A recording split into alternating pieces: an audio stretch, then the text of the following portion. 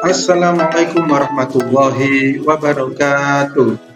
Ya, selamat pagi anak-anak semuanya. Bagaimana kabarmu hari ini? Semoga kalian di rumah selalu sehat, selalu menjaga kesehatan, dan jangan lupa sholat 5 waktu. Baik, di video kali ini Ustadz akan memberikan materi tentang keberagaman di Indonesia. Kalau di minggu lalu kalian sudah mempelajari keberagaman di Indonesia, diantaranya ada keberagaman pakaian adat, keberagaman rumah adat, keberagaman tarian adat, alat musik tradisional, serta senjata tradisional. Nah, selain keberagaman budaya itu, di Indonesia juga ada keberagaman agama. Nah, di Indonesia ada 6 agama yang dianut di Indonesia. Apa saja agama itu? Mari kita pelajari bersama-sama di video kali ini. Oke. Nah, yang pertama agama Islam. Nah, agama Islam ini siapa contohnya? Ya, kita semua yang bersekolah di SD Darul Ilmi pasti beragama Islam, di mana tempat ibadah agama Islam adalah masjid. Kemudian untuk kitab sucinya adalah Al-Quran yang sudah kalian pelajari, baik itu buku wafa ataupun Al-Quran yang sesungguhnya. Kemudian hari raya orang Islam ada Idul Fitri, Idul Adha, dan yang lainnya. Untuk yang kedua adalah agama Katolik. Nah, agama Katolik ini tempat ibadahnya adalah gereja. Kemudian untuk kitab suci dari agama Katolik ini adalah Alkitab. Sedangkan hari raya umat Katolik ada hari Paskah dan Natal. Jadi seperti itu, biasanya diperingati tanggal 25 Desember untuk Natalnya ya. Nah, berikutnya ada agama Kristen Protestan. Ini hampir sama dengan Katolik, tempat ibadahnya juga disebut gereja. Kemudian kitabnya juga adalah Alkitab, dan hari rayanya adalah hari raya Paskah dan Natal. Ini sama antara Protestan dan Katolik, sama-sama Kristen. Nah, selanjutnya agama Hindu. Hindu ini biasanya kebanyakan ada di mana ya? Ada di Bali. Nah, kalau agama Hindu ini, nah, tempat ibadah untuk agama Hindu ini disebut pura, atau orang di sana nyebutnya pura. Ya. Kemudian kitab sucinya adalah kitab suci Weda untuk agama Hindu, dan hari rayanya adalah hari raya Nyepi, hari raya Saraswati. Berikutnya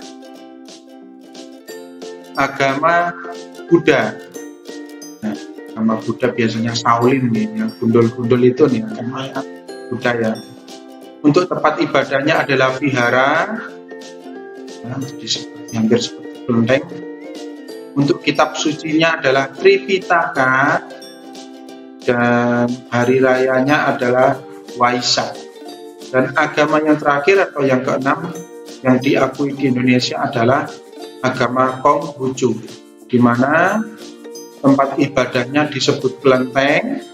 Kemudian kitab sucinya adalah Sisu Wuching atau Sisu Wuching. Untuk hari rayanya adalah hari raya Imlek dan Cap Gomeh. Nah, keberagaman di Indonesia ini mendatangkan banyak sekali manfaat. Nah, satu, misalkan menumbuhkan sikap nasionalisme. Jadi orang itu jadi ingin membela Indonesia. Ya. kemudian menumbuhkan sikap toleransi. Nah, antara perbedaan umat beragama itu kita harus bisa menumbuhkan sikap toleransi. Berikutnya, menjadi alat pemersatu bangsa, di mana di Indonesia ada semboyan yang namanya Bhinneka Tunggal Ika. Berbeda-beda tetapi tetap satu jua. Meskipun kita berbeda suku, berbeda agama, kita harus tetap bersatu untuk membela Indonesia. Berikutnya ada sebagai daya tarik wisata. Karena Indonesia ini kan dari Aceh sampai Papua, dari Sabang sampai Merauke, banyak sekali pulau. Dan juga di pulau-pulau itu banyak sekali daerahnya. Di daerah itu pun banyak sekali keindahan alamnya, sehingga menjadi daya tarik wisata, baik itu untuk orang di dalam Indonesia sendiri ataupun dari luar negeri. Nah, bagaimanakah cara mewujudkan persatuan antar suku, budaya, dan agama? Kita kan berbeda-beda suku tuh, berbeda agama. Nah, bagaimana cara menyatukannya? Itu yang kita pelajari.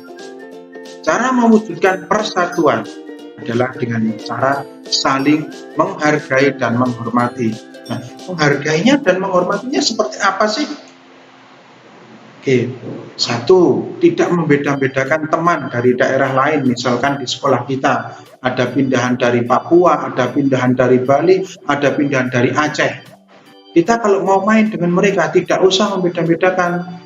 Oh, kamu dari suku ini, kamu dari ini. Tidak, kita harus sudah bermain seperti yang lainnya, tidak perlu membeda-bedakan. Berikutnya, tidak mengganggu orang yang sedang beribadah. Saya ambil contoh, Ustadz ambil contoh. Misal si Abdul ini beragama Islam, kemudian si Michael beragama Kristen. Ketika Michael pada hari Minggu sedang ke gereja, Abdul tidak boleh mengajak main. Nah, jadi Abdul harus mempersilahkan Michael dulu untuk gereja, baru setelah Michael ke gereja boleh dia untuk mengajak main. Jadi seperti itu, tidak mengganggu orang yang sedang beribadah. Kemudian saling bekerja sama dengan semua teman.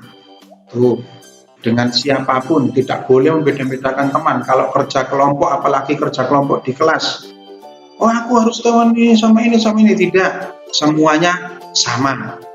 Tidak boleh membeda-bedakan karena semuanya teman, ya. Jangan kok aku pengen teman yang pintar gini, tidak boleh seperti itu. Jadi semuanya adalah teman kita, semuanya sama. Itulah contoh mewujudkan persatuan. Bagaimana kalau di masyarakat? Ya contohnya kita harus bergotong royong, misalkan bekerja bakti dan sebagainya. Kemudian manfaat menjaga persatuan. Apa sih kalau manfaatnya kalau kita tetap menjaga persatuan? Itu tentu yang pertama adalah terciptanya hidup rukun. Ya kan, kalau kita sudah bersatu semuanya, ya sudah pasti akan tercipta hidup rukun. Kemudian terciptanya rasa aman di masyarakat. Aman di masyarakat, nyaman tinggal di masyarakat. Kemudian menimbulkan perilaku baik. Jadi setiap orang akan berperilaku baik kalau kita saling bersatu tadi. Untuk berikutnya, bagaimanakah sikap kerjasama dalam keragaman di sekolah, di rumah, dan di masyarakat? Tentu kalau kita di sekolah, di rumah, dan di masyarakat, atau dimanapun kita juga pasti akan melaksanakan kerjasama untuk menjaga persatuan tadi. Nah, sikap bekerja samanya seperti apa? Mari kita bahas bersama-sama sekarang. Nah, kerjasama di rumah, contohnya apa kira-kira? Aska, kamu tahu kerjasama di rumah? Nah, yang pertama contohnya membantu ibu membersihkan rumah. Kemudian bisa menjaga adik saat bermain. Jangan ketika menjaga adik, adiknya malah diganggu. Kalau main jadinya adiknya nangis, tidak seperti itu ya. Berikutnya, membantu ayah mencuci mobil. Itulah contoh kerjasama di rumah. Membantu ibu memasak juga, termasuk kerjasama di rumah. Berikutnya, kerjasama di sekolah. Yang pertama contohnya adalah bekerja sama saat mengerjakan tugas kelompok. Nah, bekerja sama dalam melaksanakan tugas kelompok, bukan bekerja sama saat mencontek. itu bukan kerjasama namanya ya. Bermain dengan teman tanpa membedakan suku. Sudah dibahas di awal tadi, kalau bermain dengan teman, sudah bermain, ya sudah, tidak ada membeda-bedakan siapapun, dari apapun, dari suku manapun, agama apapun, semuanya sama. Ya, kita semuanya sama-sama manusia. Kemudian kerjasama di sekolah juga, misal di kelas adalah menjalankan tugas piket. Nah, bagaimana dengan kerjasama di lingkungan masyarakat? Contohnya yang pertama adalah kerja bakti membersihkan lingkungan rumah. Biasanya kalau di perumahan setiap hari Minggu pagi mereka melaksanakan kegiatan kerja bakti. Kemudian bekerja sama menolong korban banjir. Misalkan ada suatu bencana banjir di daerah tertentu. Nah, orang di perumahan tadi melakukan penggalangan dana, kerjasama mengumpulkan dana, mengumpulkan bantuan sosial. Itu juga termasuk contoh kerjasama di lingkungan masyarakat. Kemudian bekerja sama menolong tetangga yang sakit. Biasanya kalau ada tetangganya sakit, kita menjenguk tetangga itu. Nah, itu contoh kerjasama di lingkungan masyarakat. Nah, manfaatnya apa sih, manfaat yang kita dapat dari kerjasama itu? Yang pertama, terciptanya persatuan bangsa. Yang kedua, terciptanya hidup rukun di sekolah, di rumah, dan di masyarakat. Kemudian yang ketiga, pekerjaan berat terasa menjadi ringan dan cepat selesai. Nah, kalau kita kerjakan bersama-sama kan kita enak, ya kan? Misalkan ngangkat apa yang berat, kalau kita kerjakan bersama-sama pasti menjadi lebih ringan. Terciptanya hidup yang nyaman dan tentram. Jadi di lingkungan masyarakat kalau sudah bersatu, saling bekerja sama, akan menimbulkan lingkungan yang nyaman, aman, dan tentram untuk ditinggali. Oke, sekian video untuk pembelajaran kita di pelajaran IPS dan PPKN ini, dan jangan lupa untuk terus belajar. Selain belajar dari video Ustadz ini, kalian juga bisa belajar di buku pena ataupun juga buku tematik. Baik, terima kasih dari Ustadz. Assalamualaikum warahmatullahi wabarakatuh.